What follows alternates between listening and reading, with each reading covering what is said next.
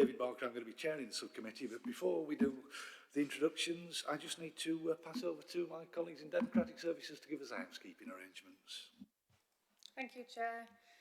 In the event of the fire alarm sounding, please take instruction from staff and stewards. The assembly point is at Tudor Square. Please can I request everyone to switch mobile devices to silent mode so as not to disturb the conduct of the meeting. The meeting today will be webcast and the recording will also be available for people to view later through the Council's website. It's also possible that Sheffield Live TV will record and rebroadcast this meeting. While ever the meeting is open to the public, photography, video and sound recording of the proceedings is permitted. However, the Chair has discretion to withdraw or suspend this permission. For example, if the recording is disrupting the conduct of the meeting or is being undertaken in a manner which could capture personal information, or in the event that a member of the public participating in a meeting object to being recorded. Thank you. Thank you, Philippa. Do you have any apologies for absence for today's meeting? We have apologies from Councillor Maroof, Raouf. Thank you. Do any members have any declarations of interest? Anything on today's agenda? Great, then. Well, we'll go on to introductions. I'm still David Barker. I'm still chairing the meeting. To my left are the members of the subcommittee who will introduce themselves. Councillor Talib, Councillor Gilbert. Hi, despite what it says on my screen, I'm not Joe Otton. I'm Peter Gilbert and I'm a councillor for Ecclesall Ward. Everything you say today, Peter, will be credited to Joe, so just think about that. And we have a number of council officers working with us today. Would you like to introduce yourselves, please? Morning, Samantha Bond, Legal Advisor to the subcommittee. Hi, I'm Jane from Licensing and I'm here to read the report this morning. Philippa Burdett, Democratic Services. I'm Rebecca Emerson. I'm just here to webcast the meeting. Could I just ask the applicants to introduce themselves just for the record? Yes, good afternoon, Chair, members of the committee. My name is Jonathan Hilden. I'm a solicitor from a firm, Bridge McFarland, and I'll be representing the applicant this morning. Unfortunately, the applicant is in Sardinia and it's been a holiday. It's been booked for 6 months, so I'm here in their stead. Someone's got the better end of the bargain this morning, haven't they? So we have a set procedure for these hearings, and you'll be pleased to know that at point 4 of that, it says that the solicitor to the committee will outline the procedure. So, Sam, could you outline the procedure, please? Yes, thank you, Chair. I'm assuming you've got a copy of the papers and everything. Yeah, lovely. I'll try and briefly run through it. It's ridiculously long for what we're actually here for at the minute. Jane, the licensing officer, will introduce the report. If there are any questions concerning the report, we'll get those dealt with then so we can get that amended for the record. There are no representatives from responsible authorities, given that there are no outstanding representations. There was an outstanding representation from a local resident who has been invited to attend, obviously hasn't turned up today. So what we'll do, we'll just head straight to you to detail the application, provide any clarification on the application, and respond to the representations from the interested party. Members can ask you questions, and then once we've done with that, you can sum up the application if you wish. We'll take the options from Jane, as detailed in the report, and we'll then go into private session while members take legal advice and consider the application. So if you do want to wait around, we can bring you back in and let you know what that is there and then. The decision of the Licensing Committee will be given in accordance with the requirements of the Licensing Act 2003 and regulations made thereunder. And at any time during the hearing, members can request legal advice. We can do that in open session as we are now, or closed, but we'll just ask you to pop into the room next door. We'll have a chat and bring you back in and just let you know what's been discussed. And that should be everything. Thank you, Chair. Thank you, Sam. So, could we have the report then, please, Jane? You can. Good morning, everybody. Thank you for attending this morning for the determination of a grant application for 33 Ball Street, Sheffield S3 8DB. The applicant is Events K Limited, which was submitted, and the application was submitted to the licensing service on the 20th of July 25, which is Appendix A of the report. The premises has been previously licensed, which used to be known as Graffiti Bar. This licence lapsed due to previous licence holder's company becoming dissolved. So this application is to not reinstate, but to replace the licence that was there before. The premises has been operating since the licence lapsed under temporary event notices. During the consultation period, the applicant agreed conditions with the Environmental Protection Service, have agreed to retain the original requested hours from the previous licence, and also has removed the live music element of the application altogether. That can be all found at Appendix C of the report. As Sam's already said, we've got one outstanding objection from a local resident who has been unable to attend this morning. She did pass her apologies on through email. The details of her submission is at Appendix D. Everybody's been invited to attend today, and to save lots more reading, I will scoot through to the appeals section at section 8, if that's okay, Chair. The appeals, the Licensing Act 2003, section 181, schedule 5, makes provision for appeals to be made by the applicant and those making representations against decisions of the licensing authority to the Magistrates' Court. So the recommendations this morning, Chair, are that members carefully consider the representations made and take such steps as the subcommittee consider appropriate for the promotion of the licensing objectives. Thank you. Thank you, Jane. Have members got any questions regarding the report at all? Does the applicant have any questions on the report? Then it's over to you to detail your application and address the concerns that have been expressed during the process. Thank you, Chair, and thank you to the licensing officer for going through the report and setting out the pertinent points to the application. So, Chair, in a nutshell, this is an application for a new premise licence, and as the licensing officer stated, it's pretty much a reinstatement, albeit it's a brand new premise licence application, and I'll tell you why as the application progresses. So the applicant is Events K Limited, and you'll see at Appendix A a copy of the application. I won't go through that. The premise previously was licensed. It's been licensed since 2015, when I think I personally attended before the committee on that occasion when it was a brand new premise licence for graffiti. At the time it was a company called Sebex, which made the application before this committee. At that time the application was granted, and the premise has traded now at this location for 10 years.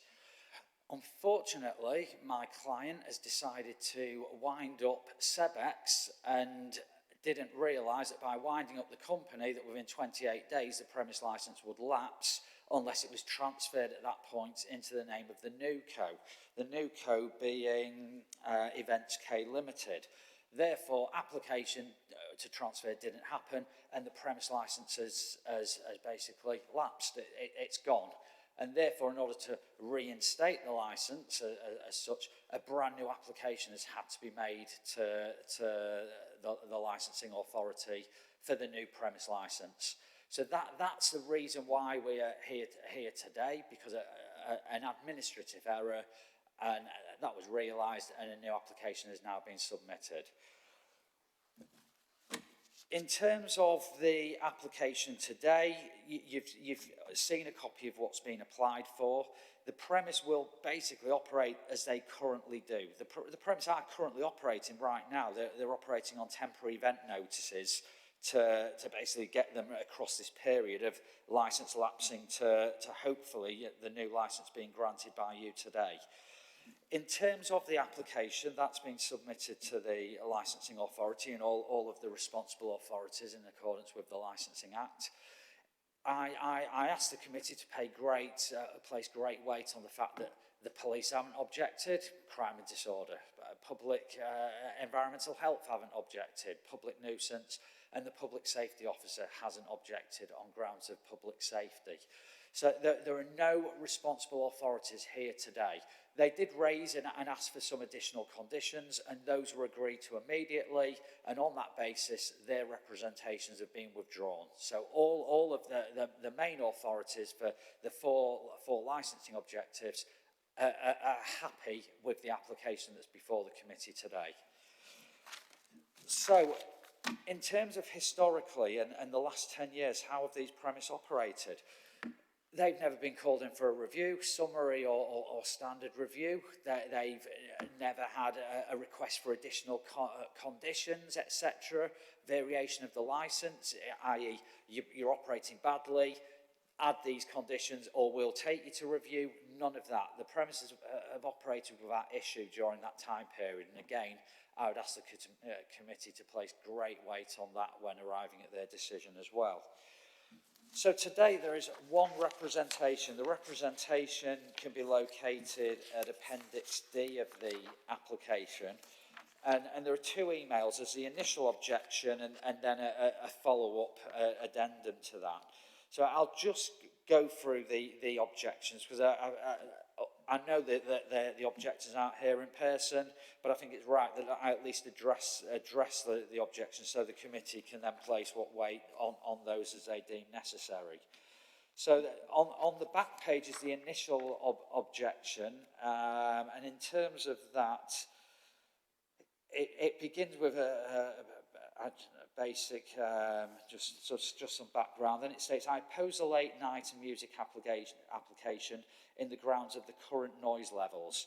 First of all, I'd say to the committee, current noise levels, the AHO are not objecting. If there was issues with noise, we may have been asked to insert decibel readings, etc., etc. We've not had any issues with the AHO whatsoever whilst trading, and therefore, to say that there's issues with noise, etc., unfortunately, we haven't got any actual evidence as such. It could be noise from other premise, and I'll come on to that in a moment. In the grounds of the current noise levels, almost every week from the likes of Saw Grinders Union, Steelyard, Salt, and the venue currently making the application. So there are other venues in close proximity. We would submit that the noise issues are coming from those premise. No doubt if they was here, they'd say the noise was coming from our premise and other premise. What we know is the HO aren't here and they are not objecting and they have not got concerns with the noise levels from our premise. And that would be the evidence I would be submitting to the committee that they would really take account of. In terms of other noise, there's noise from patrons coming, going, to the taxis making those journeys possible. Again, there's no specifics in any issues from the premise in question. An increase in rubbish from beer cans. The property doesn't sell beer cans. There's only bottled beers and receptacles. No cans are sold at this property. We also recently enjoyed groups of men urinating outside the entrance to the building. Unfortunate that that's happening, and it's disgraceful that it does happen. But again, to object on that ground where there's no evidence that these people have been at our premise, and also the individual has to act in accordance with the law outside of the property. The premise can't be accountable for somebody shouting a mile down the road or urinating down the street. That's unfortunately a problem of society today, and the individual, but a licensing premise shouldn't be held responsible for that.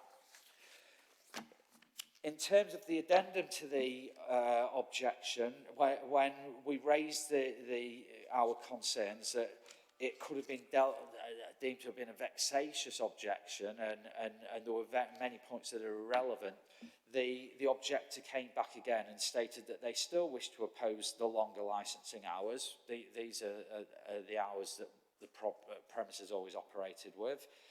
As noted, there is an ongoing issue every weekend from one of the establishments. Again, there's no evidence to submit it's from the applicant. The benches on Ball Street also tend to be waiting and smoking place when the bar has turned out. But again, we don't know where the people are coming from, but also an individual is allowed to smoke at a bench on a street. A licensed premise can't be held accountable for that. It does feel a little unfair to be opposing this application when it is in part the other establishments currently creating the issue later in the evening. So again, it's saying it's the other establishments, not this one. It's not saying 33 Ball Street. It's an objection based on other establishments creating noise, which I would deem as vexatious. This will be adding another one. If there are concerns with the existing properties, then action should be taken against them in their own right. There's review mechanisms for both for the responsible authorities, for individuals in their own rights, and none of those mechanisms have been enacted here. Taxes again, speeding up and down cobbles. Then there was a party at Saw Grinder or the Steel Yard. Again, this is in relation to other properties.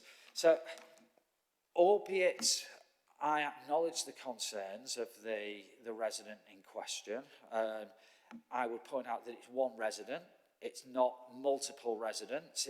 This is an area with a number of residential properties, and yet all there is one here that is objecting, and I would submit that they're vexatious at points, no specific evidence, nothing specific to the property for large parts of this objection. And so in terms of the application, I would invite the committee to grant today based on the applicant, based on it being a historical site with a premise licence, based on it being a reinstatement as such, based on none of the responsible authorities being present, based on conditions that are being added and which will be adhered to, so, and based on the historical operation of the premise, where we would submit there hasn't been any historical issues of reviews, summary reviews, etc. And if there had been, that would have been brought to the committee's attention, and the responsible authorities would have been here, no doubt, and would have been commenting accordingly. So in view of that, I don't intend to run through case law, thwaites, etc. Your legal advisor will advise you accordingly in relation to that. I don't intend to go through the guidance of the licence, section 182 guidance and various paragraphs, because again, your legal advisor will advise you accordingly. But in this instance, I would hope that the committee would be decided to mind the application as granted, and I ask the committee to grant. Thank you. Thank you. That's helpful. I'll open this up for questions now. Peter, is there anything you'd like to start us off with? Thank you, David. I was just looking through, on page 54, we have a reference to the designated premises supervisor or delegated member of staff must take a proactive approach to noise control. We're happy with that, aren't we?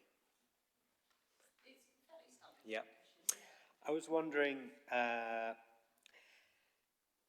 what you have, or what the licensee will have in place to record these checks taking place. You know, I've worked in hospitality before, and you might have a rota or a sort of a little list, a checkbox list of the times that the toilets are cleaned or that the stocks are checked, things like that. How about checking off how often these checks on the outside of the premises to ensure that the breakout of internal noise and noise from patrons using the external areas is managed? Would that be possible? Peter, in terms of additional measures, I would refer the committee to the measures that environmental health and the other authorities have agreed specifically in relation to public nuisance. Now, that isn't dismissing what you are asking. In terms of noise logs, etc., the property has various logs already, refusal logs, incident logs. The issue with noise logs is, on what basis is noise being judged? Is it subjective? Does X member of staff walk down the road and say, that's fine, I'm happy with that, and then ticket went outside checked? All of a sudden, it's asking members of staff to be leaving the property, to going outside, to being subjective, and therefore, it doesn't really take one any further going forwards. The property already has measures in place. They've got signs asking patrons to leave quietly, which is pretty much standard throughout the industry. They make announcements at the end of the night asking patrons to leave quietly. If there was loud noise taking place, no doubt a member of staff would go out and ask patrons outside to refrain from being noisy. But in terms of, if this is a case of looking to add additional conditions in relation to having a noise log and then having to go down the street every half hour and that, what take noise logs with what? Are we then going to say that the premise has to buy a noise reading device and then they've got to go and do noise readings? Again, even those would be contentious, and the EHO would confirm that in exactly where they were taken from, where the calibration, should they be calibrated with the EHO present, etc. And therefore, if that was a requirement, I would suggest that the EHO would have requested that and would have asked that to be a condition. At Appendix C, there are a number of agreed conditions where, for example, the designated premise supervisor or delegated member of staff must take a proactive approach to noise control, regularly and frequently checking outside the premise to ensure that the breakout of noise and noise from patrons using the external area is managed so as to cause a nuisance to occupiers of nearby adjoining residential properties. So I would hope that is what you are asking, without it all having to be continually logged in books, etc. So it is there and has been asked for and will be carried out, but it's just a case of, is there a requirement to be logging every time that's done? Thank you. Yes, I guess, as you say, there's a subjectiveness to how much noise is noisy. There's also a subjectivity to how regular is regular.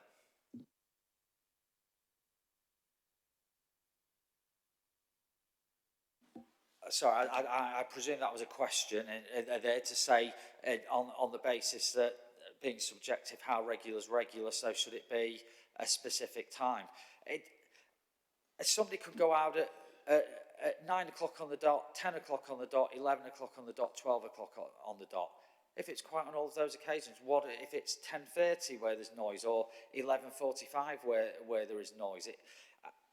In terms of the current condition that was requested by the HO, it's taking a proactive approach, a responsible approach, and therefore going out when the licensee feels that there is a proper requirement. That it's going to, later in the evening, you would expect there to be more issues of noise emanation. It's quieter, and people may be louder when they've had a drink later into the evening, and therefore you would anticipate that checks, people would be monitoring more later in the evening rather than at specific occasions.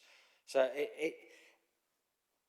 it's a difficult one, in that I appreciate the committee want to be seen to be taking this seriously and responsibly, and basically saying we want to ensure that there are measures in place. I would submit that these measures do adequately deal with what the committee are requiring.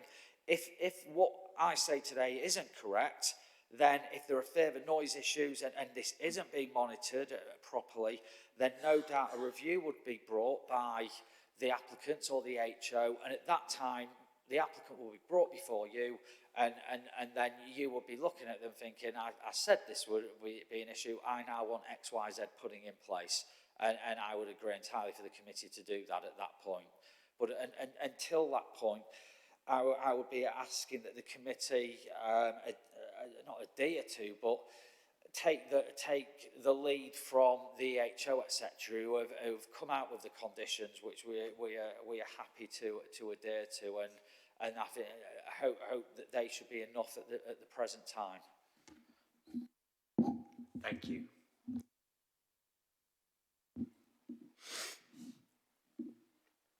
Anybody else?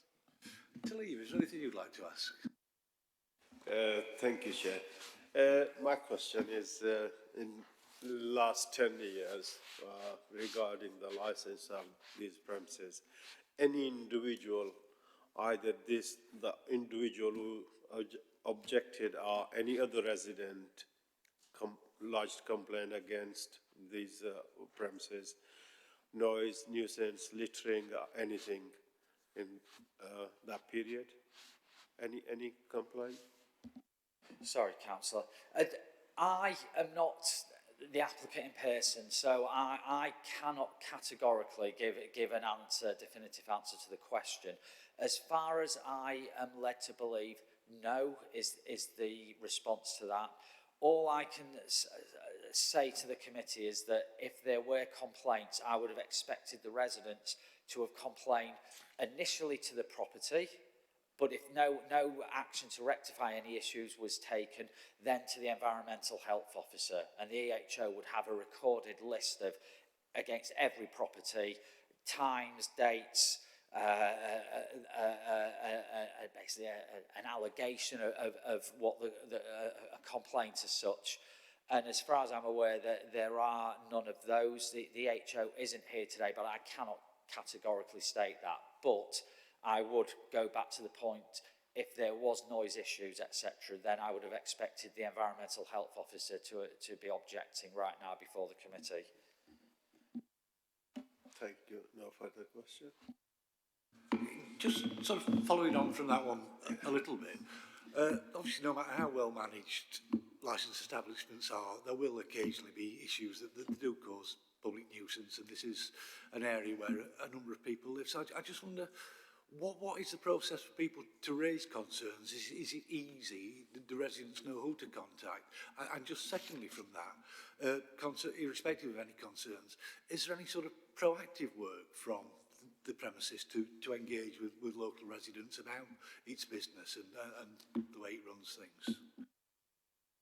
I think it's egg and chicken in a way, in that the doors are always open to the premise, and therefore you would expect that if it was you or I, and I lived adjacent to a property where loud noise was taking place, I would ring up. I would certainly go round and knock on the door and ask to speak to the licensee, whether at that exact moment or the following morning or at some appropriate time. If I was a resident, that would be where I would go with it, and I would make my feelings very clear. If this isn't rectified, then I will look to escalate this further.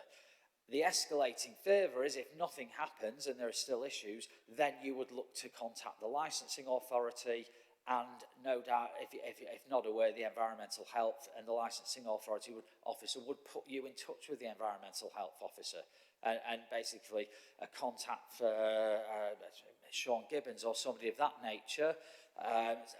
Call this person, email them, raise your concerns, and no doubt then the licensing officer would arrange to go down, carry out noise readings, etc. If it was inside at the resident's house and they could hear loud noise, or go patrol the streets, etc. So there are avenues open.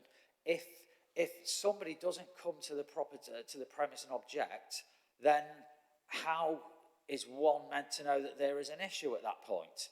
So you have to be notified in order to then look to take remedial action. So that's what I say, egg and chicken, because if then the premise knows, then I would be quite certain, knowing the premise licence holder for nearly 20 years, that they would seek to liaise with the residents and take action to address the noise issues. And having worked with them, that would certainly be the case. They are not a large multinational pub company. It is a small owner-occupied business, local people, and so this affects livelihoods, etc. So the last thing they would want to do is to do anything that would jeopardise their licence, and so action would be taken. You asked the question, would the residents go out and take, the premise licence go out and take proactive measures and knock on doors, etc. I personally have never come across that. I've been involved in licensing law for 25 years, in that I don't think many operators would, because if an operator started going round and knocking on everybody's doors, then they might start poking a hornet's nest, and that could cause issues going forwards. It might cause animosity with residents, etc. So the usual position will be to welcome anyone, open doors, any issues to liaise direct with the people, try and take appropriate positive action, and if not, then the residents have got measures in place through the Licensing Act to be able to take action against the licensed premise. I hope that answers the question. It does. I wasn't sort of talking about going and knocking on doors. Just sometimes I've come across premises that do communicate with the local community, and it develops a better understanding and actually results in less issues because people know what's happening and what's to be expected. But it's not something I'm required to do. I just think as part of, you know, I assume the premises sees itself as part of that community, and it's just engaging in that community and you know, just being responsive to people around it. But I absolutely accept what you say. No, and I will certainly feed those comments back to the client, because they realise that where the business is, this is where they have to operate. They have to work with the local residents, because if they get it wrong, then they'll be reviewed and could lose the licence. So I will be feeding everything back after the committee today. Thank you. I have nothing further. Oh, Peter. Thank you, David. Yeah, so obviously earlier on we talked about how there's no clear link between this particular business, the applicant, and antisocial behaviour. Obviously there are other businesses in the area. I guess we could refer to that as a cumulative impact. There are businesses in the area. They are all, supplying alcohol and are late night venues. So it's understandable to imagine that they are all partly responsible for the area, joint responsible, no one more severely culpable. I was wondering whether the business would be willing to get involved with local litter picks, things like that, with the residents. In terms of the being culpable and jointly culpable, I strongly disagree with that point, Councillor. Only that the other venues, I would say, could be far worse. I don't want to say the word worse, because that would be saying that my premise is bad in the first place. But we cannot be held in the same sort of cumulative impact. There's not a cumulative impact area in this area anyway, but to suggest that we are as much culpable as another property, that's wrong, because we would say we operate our premise very well, and the evidence for that is the historical lack of noise complaints, lack of crime disorder issues, and none of the responsible authorities being here present today. So I've got to dispute that point, albeit, again, I'm not being dismissive there, and I appreciate what you were saying, in that if you've got 4 or 5 properties in an area, then the chances are that you are going to be responsible for something. Maybe somebody who's left the property, who's had a bottle and thrown the bottle away, or people who are waiting for a taxi 20 minutes after they left our property at the end of the road. And so they could have been in our property. So I do appreciate that, but I've got to strongly say that no, we shouldn't be held in tarred with the same brush as other venues, which could be worse. In terms of litter picks, etc., it's a difficult one. Our premise will clean up their area, of course they will, and the immediate area to their vicinity to their building, because even if there's cans, etc., which aren't our responsibility, we want to have a welcoming environment for people to want to come to our property. So the last thing we want is broken glass on the floor or cans, etc. And if there was anything of that nature, that would be tidied up, because we want it to be welcoming, not putting off people. So the measures would already be in place to clean up the vicinity of the property. In terms of would my client be agreeable to join in litter picks, etc., what I would be suggesting is that after this committee, I'm happy for the licensing officers to contact the resident and say that we are happy to liaise with them going forwards, and if we can work with them to make the environment better, etc., to pop in, and that's a conversation we're more than happy to have. If that answers that question. No, that's very welcome. Thank you. Sam, is there anything you'd like to ask? Just obviously the businesses, as you've said, operated for about 10 years. Is the style of operation and how the business is going to operate essentially just going to be the same? There's no proposed changes to how that's going to be run or anything like that? No, as is with the license holder. Yeah, okay, that's fine, thank you. So in the absence of any more questions, he's back to you to sum up the application. Sorry. I think I've addressed the committee. I don't want to labour any further. I would hope I've made all the points. I'm not going to bore you with case law or taking you to various paragraphs of the guidance, because I hope that we've covered all of the points today. You're aware of the type of application. It is a new premise licence application, but in a nutshell, it is a reinstatement from an administrative error. You can see all of the conditions that have been agreed to. The hours are the same as previously. The premise will operate as previously. And so I hope that is enough. And I will ask, just kindly invite the committee to grant the application as applied for. Thank you. Could we have the options then, please, Jane? We certainly can. So the options open to the committee this morning are to grant the premises licence in the terms requested, to grant the premises licence with conditions, or to reject the whole or part of the application. Thank you. Could I ask you to now leave while we take legal advice and come to a decision on this? Your representations this morning, the decision of the licensing subcommittee is to grant as applied for. It just point out for the for the objector and any other interested parties, as you have been quite clear, that if there are concerns about the operation of this or any other premise in the area, these can be raised with the premises, and if those can't be addressed, they can be brought to licensing, and licensing can take action to address the issues which could ultimately result in licences being revoked. We sincerely hope that's not the case, and that the premises in the area are managed responsibly and are an active and vibrant part of that community, and we hope that we don't see you here again, but